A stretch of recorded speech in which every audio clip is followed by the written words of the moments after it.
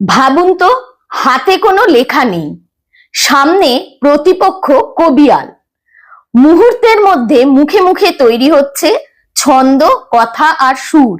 এই ছিল বাংলার কবিগান। নমস্কার, আমি শ্রীমা, শ্রী ডান্স ক্রিয়েশনের পক্ষ থেকে নতুন একটা ভিডিওতে আপনাদের স্বাগত জানাই।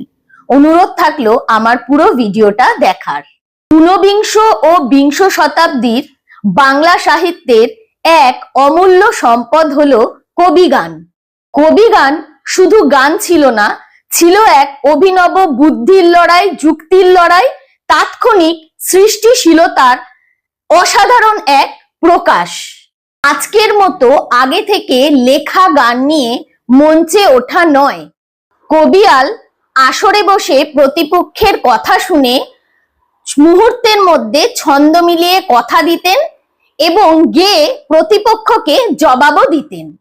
আর সেই কারণেই কবিগানের আসর হয়ে উঠত এক উত্তেজনাপূর্ণ প্রতিযোগিতার আসর। কবিগানের বিষয়ও ছিল বিচিত্র। কখনো উঠে আসতো পৌরাণিক কাহিনী, কখনো আবার নীতি কূটনীতি, আবার কখনো প্রতিপক্ষকে ঘায়েল করার জন্য থাকতো রসিকতা, ব্যঙ্গ, এমনকি ব্যক্তিগত আক্রমণ। এই কবিগানের জগতে একসময় উজ্জ্বল হয়ে উঠেছিলেন কিছু প্রতিভাবান কবিয়াল। হরু ঠাকুর, ভোলা ময়রা, রাম বসু এবং আরো অনেকে। তাদের মুখে মুখে তৈরি হওয়া তর্ক, ছন্দ আর সুরে মেতে উঠত বাংলার মানুষ।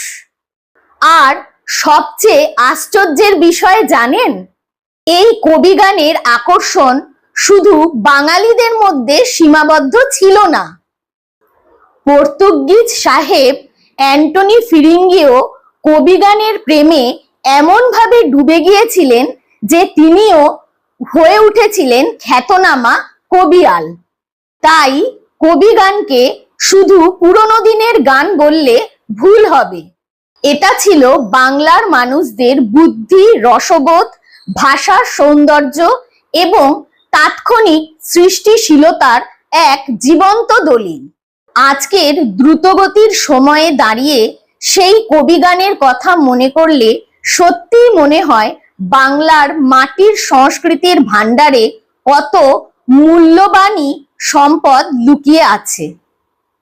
কি বন্ধুরা, সহমত তো? যদি সহমত হন কমেন্ট বক্সে জানিয়ে যাবেন। জানাতে ভুলবেন না আমার ভিডিও কেমন লাগছে। যদি ভালো লাগে লাইক